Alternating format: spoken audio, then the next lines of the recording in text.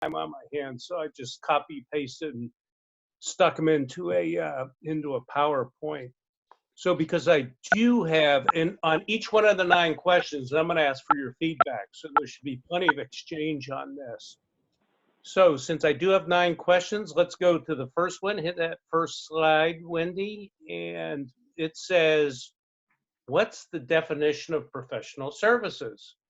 So you are all here at this learning lab for professional services. So how about some definitions? Why are you here? What's the definition of a professional service? Somebody who's professional that's delivering a service. I hate to state. Good.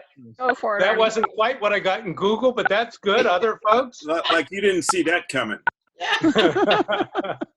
That's why we have fun doing these. By the way, Oh, accountants, attorneys, architects, coaches. Yeah. How many others from folks? We service Well, hold people. on. Wendy stuck it up there for me. There's the Google definition beyond Arnie's, and which is pretty good.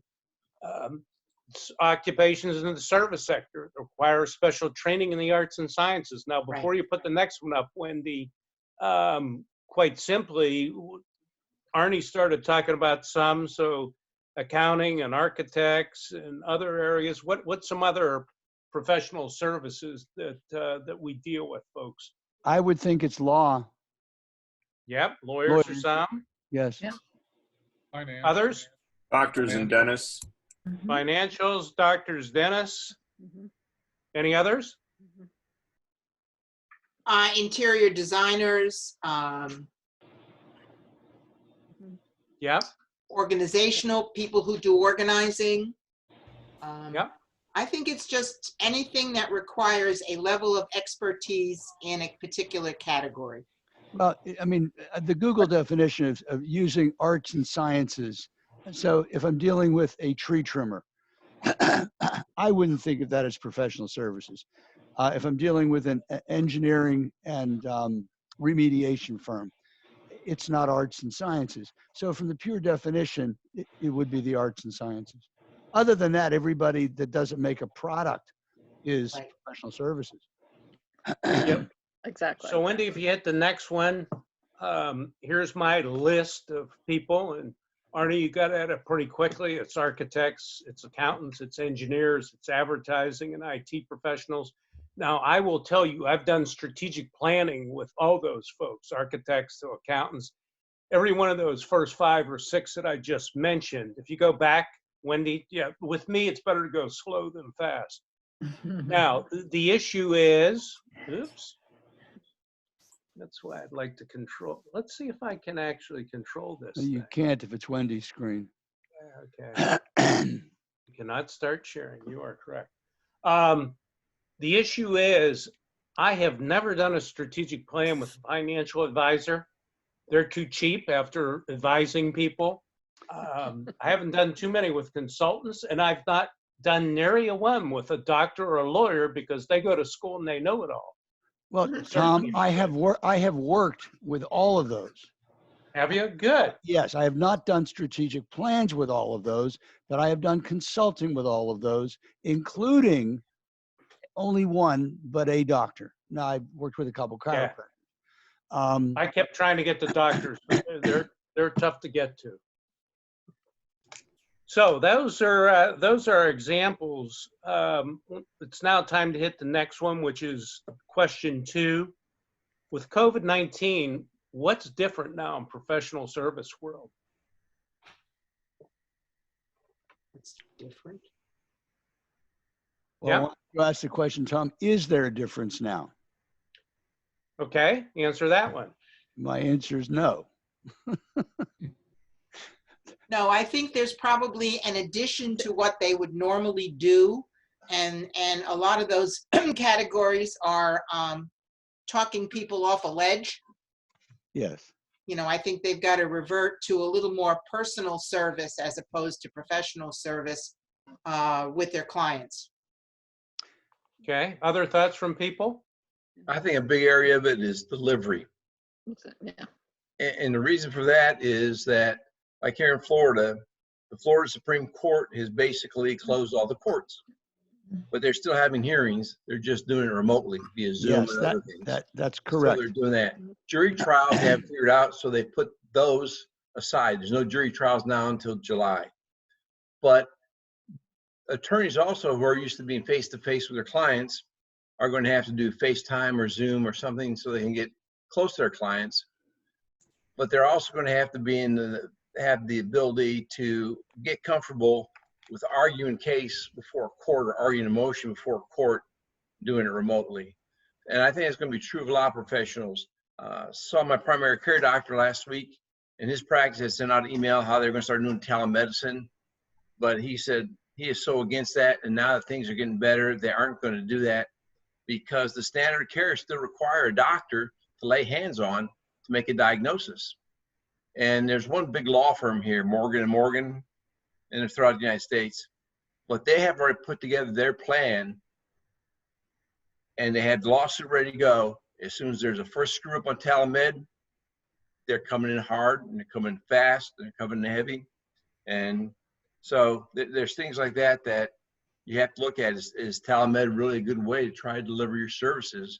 Or are you just going to open yourself up to lawsuits? Well, hopefully, Mark, the courts will respond that if telemed is the only way, it is better than not treating. And so therefore, they have to protect the firms that are going to help others. So telemed is different. That is one of the differences, and teleconferences in general are those. I actually had a telemed with my primary doctor. He sort of smiled about it. He said, if we pick up anything from you, we'll have you come in, and here's how we'll treat you. But we had to use telemedicine in that particular case. I do know that there's a MUSC, the Medical University of South Carolina here in Charleston, uses telemedicine to a big degree. So, and they're using it even more now. So if you hit that next button, the next slide, here's part of what's different. A lot of what professional services offer are discretionary expenses, aren't they? People have to, if you're a doctor, you may not go in to see them. Some people are pushing off some of those issues. So there's discretionary expenses. How many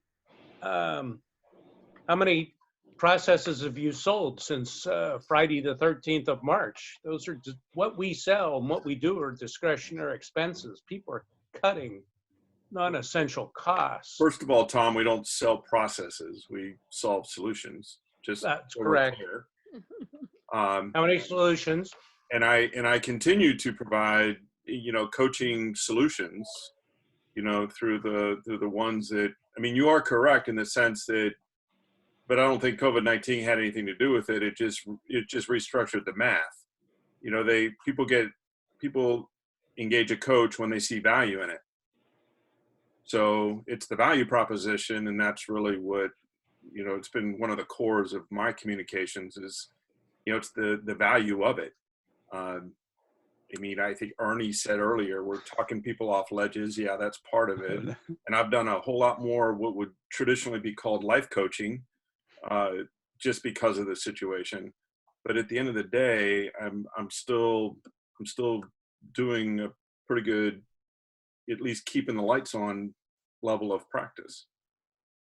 Yep. How about others? You being affected? Not at all. Well, as Rick said, I've talked in the past about positioning myself as a trusted advisor. I have zero, Ryan, you may want to get closer to your microphone. Can you hear me now? Oh, That's better. perfectly now. Yeah. Okay. Saying it, you position yourself, which I've tried to do over the last 10 or 12 years, away from what I call the training and development model to the trusted advisor model. I've had zero drop in income. I've spent more time on the phone the last 6 weeks with clients than I did the previous 6 months. Every one of them has continued the relationship. There are different issues we're talking about now than we were months ago, but the value is there. So I think it's again how you position yourself is how you're impacted by this. And I think potential clients the same way. If they're position themselves as a discretionary expense, obviously their business is going to be affected, but if they position themselves as a vital part of a business, an accountant, and I don't know any my clients that have fired their accountant yet, fired their lawyer or attorney if they have one. So those are essential services. The only thing I would add to that is if my client senses or feels a drastic dropping off of their business, I have trouble maintaining them as a client in these times. So the first thing is the person I'm speaking to still have a business? So attorneys, accountants, they still have a business. Right. I got a client this morning, happens to be a soccer camp. And he's fairly confident that he'll be able on July 1st to, last year he had 40 kids at his camp. This year he's projecting 80 kids. And so we're talking about how to do that. My first question to him is, do you think you're going to be able to put those kids on the field? Now, he may know more than I do. And he said, yes, so we're moving forward. But I have had some clients that I was not able to convert over to Zoom. And the truth really was, they're just so worried about their business that they're just not, they're not able to pay themselves because business has stopped. But other than that, there's a lot of businesses that's doing well. I've got a couple of clients whose business is actually better because of the position they're in and how they can take advantage of this new reality. And so we have to just IT companies, many IT companies, not all, Yeah. but many IT companies have that ability. So this is a learning lab. That's why we're going through this. So some folks are being affected by it. Some folks are doing as well, if not even better, as Ryan said, and as Rick has talked about. They need our help as much as anything. That's the key issue that we're trying to do. Why don't we hit the next question? And number 3 is, when do you see the famous other side? We have this whole new set of language with COVID-19, and one of them is the new normal, and another one is when we get to the other side. When do you see the other side? I have a simple answer for this, but I'd like to hear what. No, I folks want to have hear your say. simple answer, Tom. My simple answer is it's going to vary by geographic area. We in South Carolina, the Catholic Church opened up for services on Monday. Oh, wow. The hotel on our island's going to reopen tomorrow. Salons, gyms, and yogas are going to open up on Monday, the 18th. Tom? And I'll show you later some other stuff. So some of that's opening, but that's got to vary by states. New York City's not opening. My daughter lives. Tom, I'd like to ask you a question. Yeah. Can I assume you're Catholic? Yeah. Are you going to go to church on Sunday? Nope. Why? They don't I'm have it yet. dispensed. Because my wife says because I'm 71, I'm elderly, and because I had that heart attack that I have an underlying health concern. I need to tell you the same thing. That's what my wife said. I ain't going anywhere. Yeah. She who must be obeyed says, I ain't going anywhere. Well, and that's not just true for anybody that's, over 60 years old. I mean, there's, Georgia's open, and from what I hear from people I know in the restaurant business, people aren't going just because they can. Yeah, that was the point I was going to get to, that even though some places are opening, it's going to be a funny thing. If 100 people showed up at your church on Sunday, Tom, which I don't believe they will. I mean, they might, but yet in 2 weeks, 5% or 10% of those 100 will be sick. And within another week to 10 days, a few of those may die. And so is that because there is no magic? We put people together in this environment, a number will get sick and some percentage of those will die. And so it's going to make it more difficult for businesses, not less. And so we don't need to argue that point. We'll just see what works out, whether I'm right or not. The real issue is, when is the other side? And I think that's Right. a great one. I think that's the wrong question. Which is the right question? The right question is, what are you doing to prepare yourself for the other side? Great. Mhm. I just Okay, don't go think ahead. I just don't think this is a when question, because state by state and even within the states, You know, I live in Illinois, and I got a governor that's got the western suburbs lumped in with the same criteria as the south side of Chicago. So I'm not even asking this question of my clients. You know, we're talking about, okay, based on what we know, what's best case, worst case, and most likely scenarios, and let's plan for that. Absolutely. I also don't think you're just going to see, boom, here's the other side. I mean, it's like you've been referencing the new reality. It's going to be an evolving, changing, dynamic thing. And I think adaptability is really what's going to be key, versus trying to find a mark in the sand that says I'm on the other side now. Exactly. Yep. I grew up in Pennsylvania, and those guys are all closed off. Ask Wendy about that. Pennsylvania is really shut down. So it's going to vary by state. I'm in New and Jersey. It's really unsure. And part of what you talked about, Arnie, is Yeah. what we're hearing is the W recovery. The people are going to go out too fast, and then the cases are going to spike again, and it's going to go down before we recover again. So, Well, I'm with the economists that say we can open or not open, but people just aren't going to come. And I think, Tom, your answer about you and your wife have decided you're not going to go out no matter what. And we've kind of decided the same thing in my home. Now, my children may have a different decision, and they'll do what they're going to do. But to get to Tom's point, or Rick, when you said, how did you put it when you said, what are you doing now to prepare? Is that what you had asked? Yeah. I mean, I think that's a more pertinent question in the moment. I would agree. But the other side is asking the question, what's not going to go back? Yeah. Even if, I mean, people suddenly, at least in my area, hey, wait a minute, I'm picking up 2 hours a day because I'm not driving an hour each way. And I'm a president of one company, and he says I'm working 5 hours a day, and I'm far more productive than I used to be when I was working 9 hours a day. Then he went on to tell me about a meeting from North Jersey into Newark. They didn't have to drive there, didn't have to sit there. They had it on a Zoom call for 45 minutes, and everything got done. Now I'm saying he's not going to go back to the old way. And Yep. I'm seeing that as well. You know, the two most recent new clients that have occurred both since its lockdown, one was downstate Illinois, and the other is in Colorado.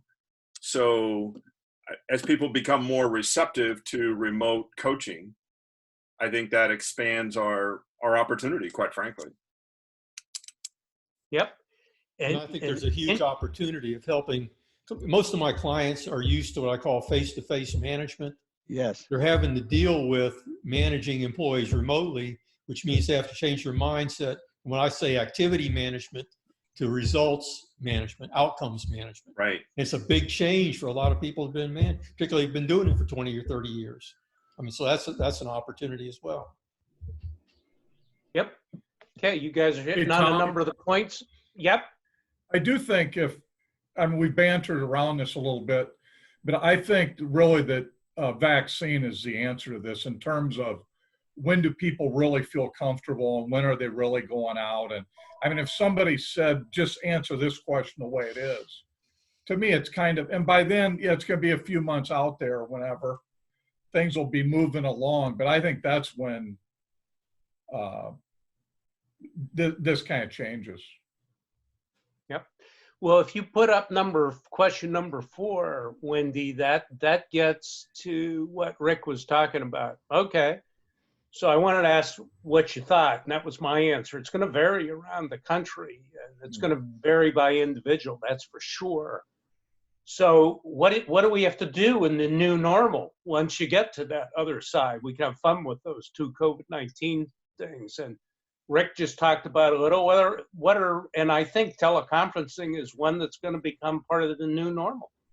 What other thoughts for what you'll be doing or what the new normal will be like once we do get this undetermined to the other side? Tom, it's Linda. Yep. One of the things that we have found with our clients and even talking to business people who are not our clients is that everybody in the free world now has to revise that whatever business plan they had for 2020. I mean, they got to go back to say, okay, that all sounded great, but this is what's happening now. So how do we need to revise our business plan, which is kind of more work for us, whether they were our clients before or not, and whether they had a written plan or not. They've got to take a look at that. So I think that in itself is an opportunity for us. In that same vein, one of the terms that didn't get bantied about when times were good, but this concept of business continuity planning. There's strategic planning, that's great, but business continuity planning is really built around survivability. What happens when you have a kink in your supply chain? What happens when if we have a secondary spike in the pandemic? Right. It's how you're going to continue your business in spite of it. So that's a term that it's kind of a blast from the corporate past, but it's probably way more relevant than it used to be a couple of years ago. Yeah, and in talking to some folks, one of the things that they said is, previously they would set their goals for the year, and that now they're operating with 30 and 60-day goals. Yes, they have some long-term, to your point, Rick, we need to think about what we'll do if something like this ever happens again. But in the current situation, they're doing 30 and 60-day goals because the environment is changing about once a week here, as far as what's going on. So that's something that's kind of happening too. Yep. COVID-19 itself keeps changing for people. And so it's natural. If you hit that next slide, I think we touched on this. You guys are talking about what must change, what to do differently. You're talking about continuity planning. You're talking about shorter term goals.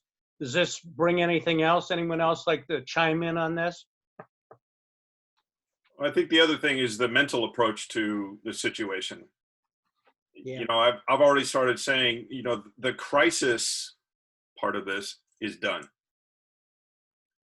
So if you're still, as a business owner, still curled up in the proverbial fetal position, you're missing the point.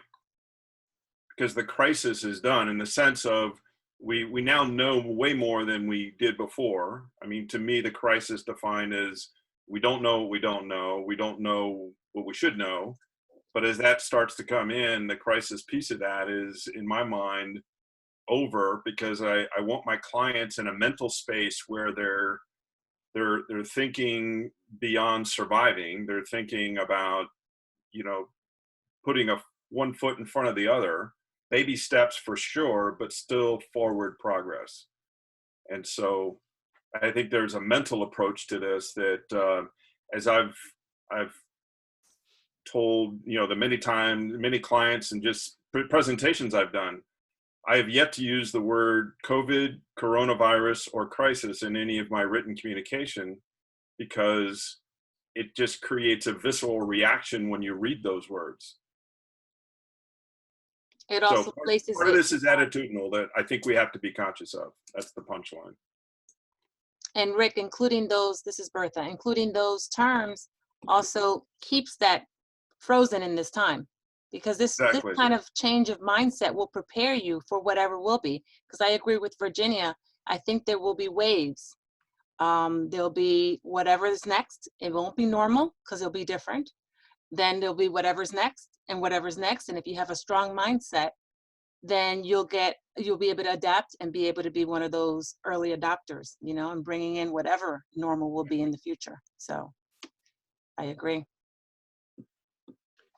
Okay, let's move to question 5, which is there essential and non-essential manufacturing? We did a learning lab on 427. I did with Jerry Houston, and it was about manufacturing, and we talked there's essential and non-essential manufacturing. The key question is there essential and non-essential professional services? What think you?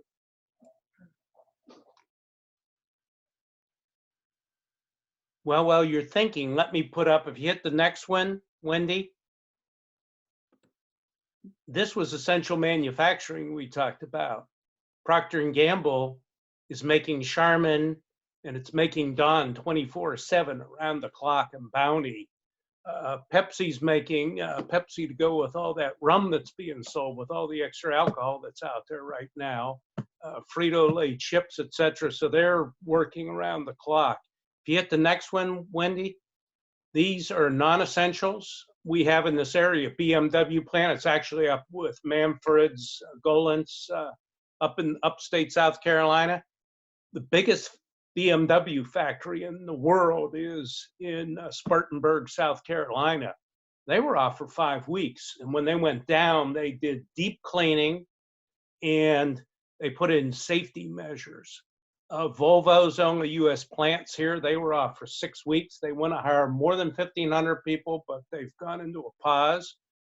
Mercedes-Benz makes Sprinter vans here. They went into a 2-week shutdown, mostly because of that deep cleaning and safety. They make Sprinter vans, and I don't know if any of you gotten anything from Google recently, but they have those Sprinter vans running all over the place. So Google pushed them back to production pretty quickly. We make Boeing 787s in this area, and they've been off. But the suppliers all had to shut down because the durable, so the non-durable stuff was essential, the non-durable is non-essential.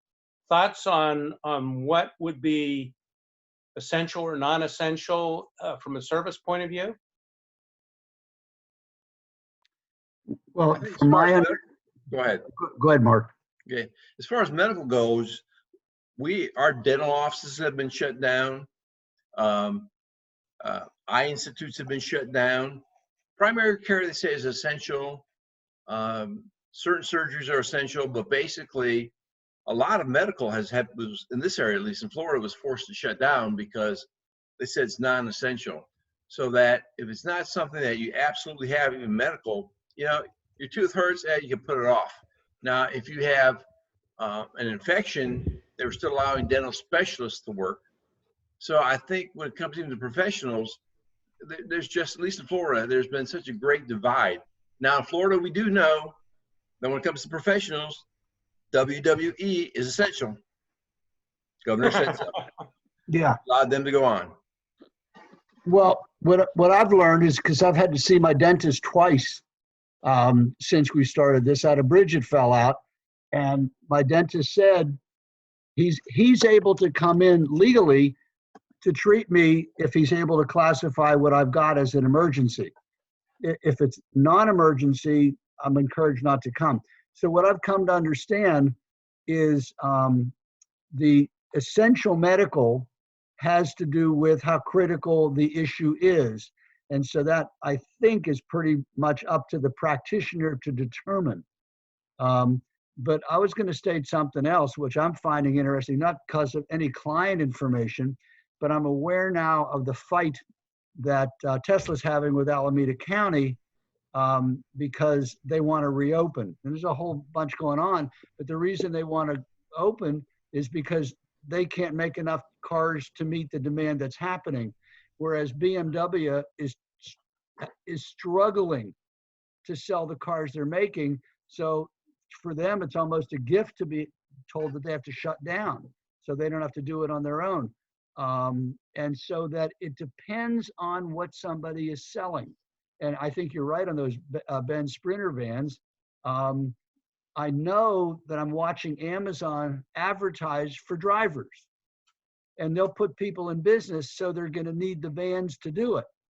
And so they're buying vans and trying to get as many as they can. And I'm convinced that I love to watch them because they're such a great business innovator. I think for a while they were struggling to get up to speed, which is why instead of getting it tomorrow or the next day, you're getting it a week to 10 days out. They're going to try to connect. They know, I think they believe this is going to go on for a while. So they're investing in upping their service offering. And then when this goes back to some normal, they'll begin competing with if they have excess capacity, with FedEx and UPS and the post office to do delivery, because much of that delivery will never go back because people are getting used to buying that way. We're pushing people my age into buying online, and we're not going to want to go back. So that's one of the things that's going to change. And now it's just fun to watch Amazon's response to it. I mean, I'm not watching it because I work with them, but just watching it because they're a fascinating business opportunity. Now, Yep. I have to take those mindsets to my clients. I Yeah, I think kind you're of trying to see. characterize things as essential or not essential is probably not the right question. It's what is permanent versus temporary. Things like dental work, I lost a filling. They put me on the list and they come back, there'll be a backlog.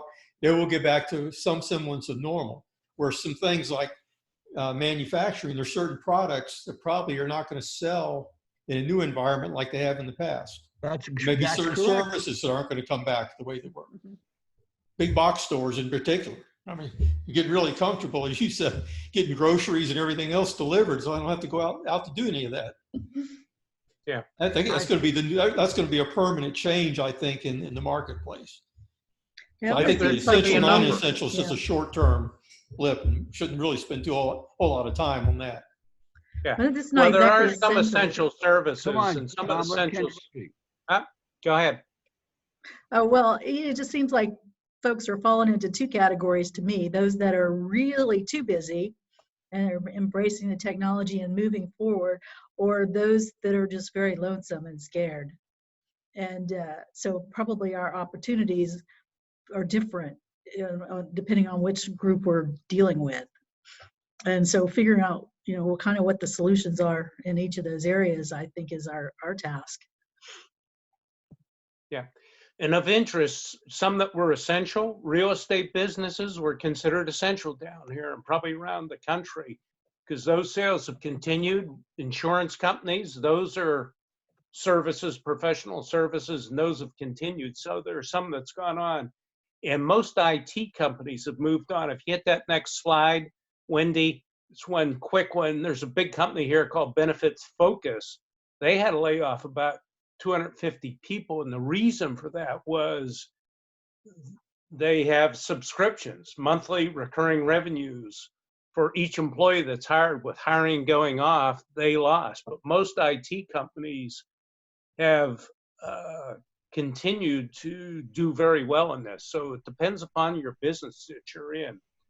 If we hit the next slide, it's the next question is, what are you going to need to do differently? What will professional services need to do differently in the future? And I'll put that next one up, Wendy.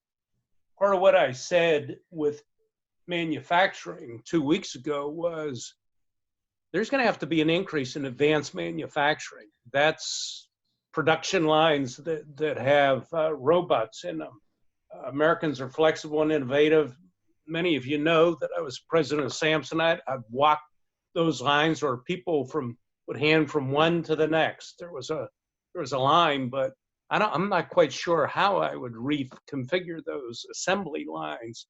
But advanced manufacturing is going to be needed. What are some of the things professional services are going to need to deal differently post this? We've talked a number of changes that people will be doing. What do professional services need to do differently? I think we mentioned it earlier, it may have been Rick. They need to have the ability to go virtual. So not everyone's going to want to go out as quickly as we've mentioned. So they're going to want to interface with their professional services, lawyers, doctors, telemedicine. That's going to continue and even grow. Yep. Other thoughts? I think you'll need to put your value proposition back on the table and make sure it's still relevant for the new world order. Rick, I'd ask you a question. How are they going to know if their value proposition is relevant? How can you help them? Right? If they're thinking different, can you help them think different? Well, I guess I thought I was lofting you a softball. Well, I mean, I don't see. I educate myself because on the trends in business, so that I can stay relevant to a wide swath of what's going on, right, with my client base. I service multiple verticals, yeah. So I want to make sure that I can ask questions that still, are perceived as valuable and helping them get to wherever it is they want to go. So But you know, if you're caught up in a product line or a service line, if you will, then that service line, you know, one of the things you have to ask yourself is, you know, will people, somebody made a comment earlier about, you know, 30-day and 60-day goals.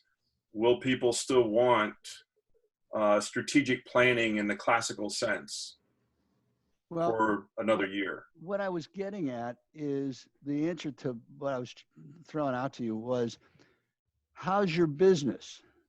Gee, my business is off 80%. How come?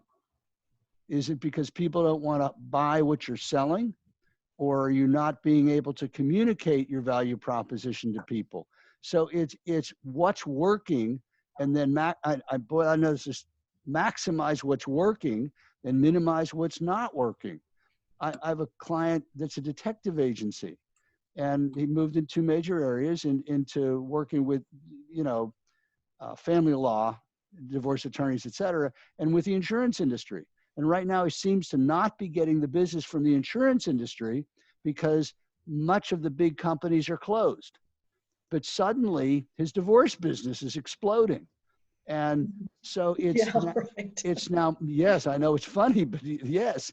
And so it's moving into the area right now that's working. And we'll get back to the other because they'll open eventually, but now maximizing that which is working. And his biggest issue now is, because that's somewhat labor intensive, is getting enough staff to handle the work that he's got coming. I mean, and again, this all lays on top of a couple of years of direction and creating where he's going and what he's doing. But it's identifying what's working and doing more of it, and what's not working, doing less of it. And that will change over time. And that's the planning issue. Yep. Wendy, hit the next slide. Here's you guys have hit on this, and I kept it towards the back of this. I think the use of teleconferencing is going to be used more, which we've discussed. I was on 2 webinars last week, one with the mayor of Charleston and the other with Senator Tim Scott from South Carolina. And what the mayor said is, he says, I really find this very efficient for me. Yep. And Arnie, you were talking about people saving time. He said, I can be with this local chamber now, then I can be with the Capitol, which happens to be in Columbia, South Carolina here. He says, then I can talk to New York City. He said, I was talking with Governor Cuomo earlier.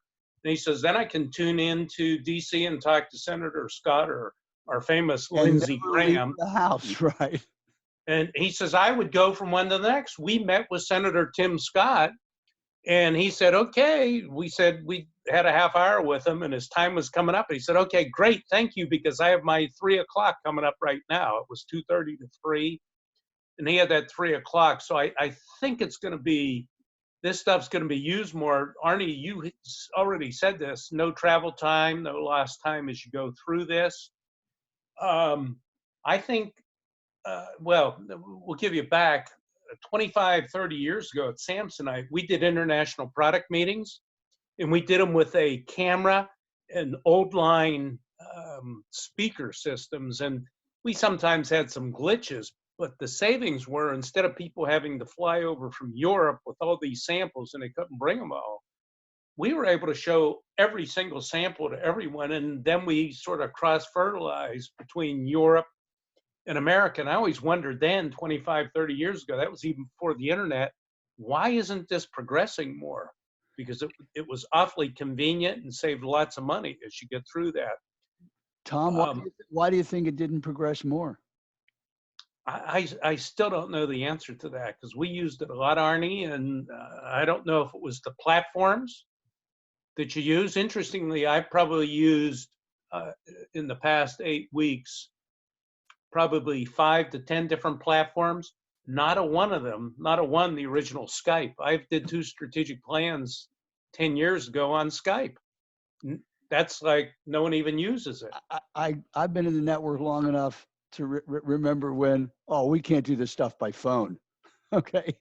And I was part of that. And then I started using the phone. Hey, that works pretty good. And I think the answer to my question is all the people that says, oh, we can't do that, Tom. We got to go see these people.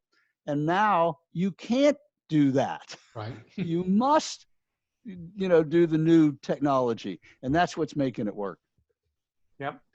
Another interesting one is this next dot point, conduct in-person and Zoom teleconference, sort of simulcast. Because of this situation, I have a part-time job as executive director for the Trident CEO Council. It's 28 of the top CEOs in the area. And instead of meeting face-to-face, we did a Zoom meeting. We had 25 of the 28 there. You never get anywhere near 25 of the 28. And that's because they weren't traveling.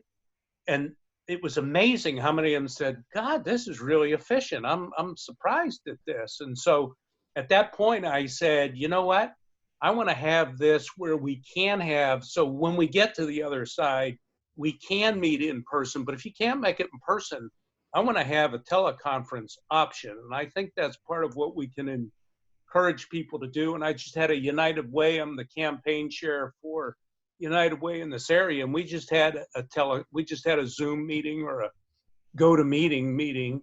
And I said, for our next meeting, when we finally can meet in person, let's see if we can do this. I don't know how to do it, how to make them both work. Hell, I couldn't even make my slides work this time. So the issue is, but there's ways that we can do this. We'll just have to learn it as we go through.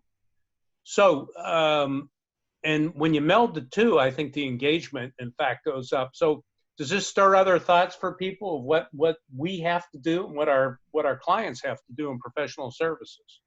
I see this as an opportunity. And the reason I see it as an opportunity is back in January, I started moving more towards using Zoom and doing things remotely because I don't want to travel. And where I'm at, congestion is just, well, it had been awful. It's great. There's nothing now, but it had been awful. It would take you, when I moved here in 81, places I could get to in 15 minutes now are 45 minutes to an hour. So I was starting to move away from that. And also we're going to be moving in July. We're going to be moving to more rural area of the state. So I already started moving in that direction. So this, I think, for the people who want to move in that direction is a great opportunity because people now are going to be doing it and they're going to be more receptive to it. They're going to be open to it.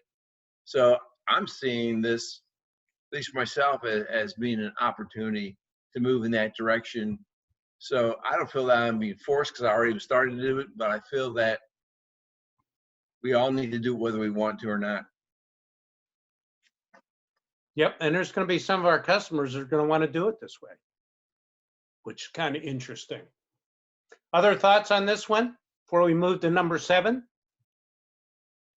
Okay, hit number 7, Miss Wendy. Travel and training, 2 of the first things to get cut. Coaching's a different deal, as Rick has pointed out, but travel and training are 2 of the first. They're discretionary expenses. Is there anything special folks are doing to close sales? Rick's talked about the value proposition. Other thoughts on this one? Referrals. Both of those 2 new clients came via referrals. So, making sure you're hitting your referral network hot and heavy, that you're still a business, still accepting new clients, all that sort of thing. It's, just because a lot of people are curling up doesn't mean you are. So you just got to get that word out and let your network know that you're still alive and well, open for business. So, I mean, that's, like I said, the last 2 came directly from referrals. Yep. And has anyone gotten in touch with their key customers? Ask how they're doing. Can you help? What can you do? Clearly you have. Any good success stories out of that? Yeah, I've got some that are doing great business, and those are the ones that want to ferret out and find out why and how. And then what does tend to get me able to meet people is when I offer, I can share them some success stories. Would you like to hear it? I'm not quite that way, but I am looking to find out what my clients are doing. And as I say, I got equal number that are finding this a very rich environment to be doing business, and those that are finding that they're struggling. And that's really the key. Who's doing what it takes to survive in this different environment? I mean, when you're asking the question, Tom, what are you doing to close sales of your services? That I don't think that would be different now than before. And the difference is if you're building urgency in your value proposition, you'll be able to move people along. And if you can't move them along, how come? And addressing the how come. I just offered somebody today who has a summer-oriented business. I think I mentioned it, and he wants to get his budget in line. And I said, it's more important that we get the planning going, and you'll pay me as your business starts to happen. And I'm willing to do that because I said to him, your success is more important to the timing of when I get paid. So we will agree on what I'm going to get paid, but I may have a different point of view in that business because of his cash flow when I get paid. But I would have done that anytime. Okay.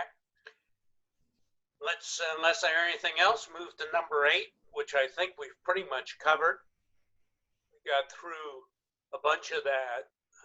There's all kinds of teleconferences out there, and that's going to be part, and it sounds like we've accepted that. So let's move to question 9, which is the last one, so we get done about on time. What's missing? What are we missing? What have we not covered about professional services that we should talk about?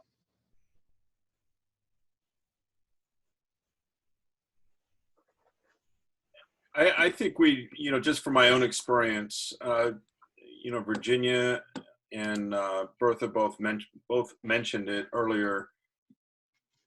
How can we help our clients become more adaptable? I mean, we intellectually know adaptability is part of the solution, but how do we help them how do we help them embrace that? Because if you're used to doing things a certain way, and adaptability has multiple moving parts, and we know it's as much of the way of an attitude as much as it is a behavior. So I think that's from not professional services in general, but just coaching and consulting professional services is how I find that I spend the center of gravity, if you will, the center of mass for how I'm able to help my clients is help them understand what being adaptable really means. Okay, any other thoughts? Okay, hit that next one, Miss Wendy, which I think we've covered that one. How about the next one after that? We're going to do this for Miss Wendy. You have thoughts for other learning labs? We've had manufacturing, professional services. We've had a number of different things in learning labs. Anything strike anyone that we should queue up for the future? Did we talk about government? I'm not sure we've talked about government at this point. Okay. We talked about nonprofits. That's Monday. Okay. I haven't looked that far ahead. I didn't realize it either. I only know because I'm moderating. That's the only reason I know, Rick.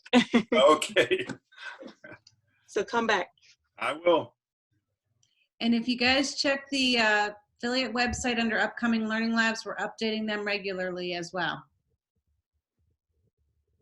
Okay, other thoughts to help Miss Wendy? All right, then just hit the last one. I appreciate you, Miss Wendy, helping us, but everyone's input. That was the goal of this, is just to get the whole group to talk about and learn. So if there's things that you heard today that other folks are using successfully, pick those up and start to use them. That's the key issue of this whole professional services learning lab. So I hope you learn things, and unless we hear anything else from anyone. Tom, thanks. It was a terrific job moderating. But it's always fun with you guys. I always enjoy us cast of characters, whatever the configuration is. So, all right. Thank you all. Everybody. Thank you. Thank you, I think we everybody. stand adjourned. See Okay, y'all. thank you. Thanks, Thank you, Tom. Tom. It's the Thank day. you. Bye-bye. Thanks so much. Tom, you and I will work on your Zoom ability on our call later this week. You and I can make sure you figure out how to share screen so that you're good for next time, buddy. Okay. All All right, righty. I'll talk to you soon. See ya. Bye.